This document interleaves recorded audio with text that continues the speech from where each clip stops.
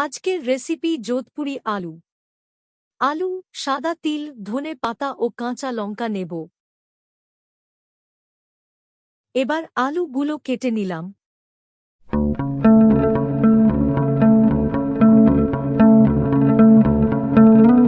কাঁচা লঙ্কাগুলো কেটে নিলাম।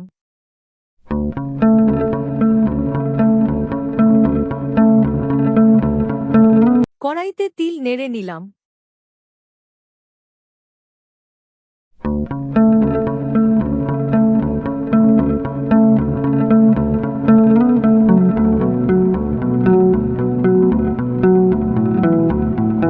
এবার প্যানে জল দিয়ে নুন ও কেটে রাখা আলুগুলো দিয়ে ঢাকা দেব সেদ্ধ হওয়ার জন্যে।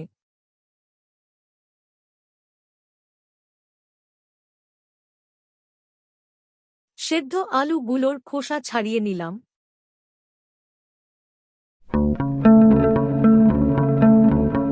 এবার তেলে শুকনো লঙ্কা, কাঁচা লঙ্কা, গোটা জিরে, মৌরি, আলু দিয়ে দেব। এরপর দেব হলুদ ও লঙ্কা গুঁড়ো।